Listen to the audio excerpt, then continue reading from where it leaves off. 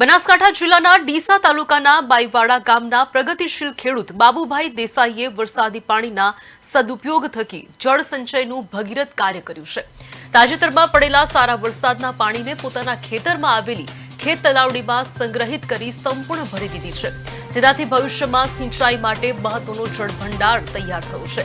ખેત તલાવડીમાં વરસાદી પાણીનો સંગ્રહ થવાથી ભૂગર્ભ જળસ્તર ઊંચા આવશે, સિંચાઈમાં સરળતા રહેશે અને પાણીની અછત સમયે મોટો સહારો મળશે।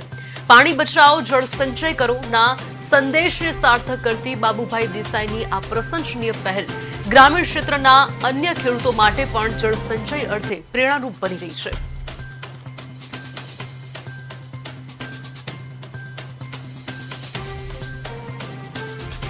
ત્રણ દિવસના વરસાદથી મારે ત્યાં વરસાદનું પાણી જે ખેતરનું પાણી છે એ અંદર આવવાથી મારી ખેત તલાવડીમાં પાણી ચાલુ છે અને હું હરેક ખેડૂતને વિનંતી કરું છું કે તમે પણ વરસાદનું પાણી રોકી ખેતરનું પાણી રોકી ને તમારી પોતાની ખેત તલાવડીમાં વાળવા વિનંતી છે।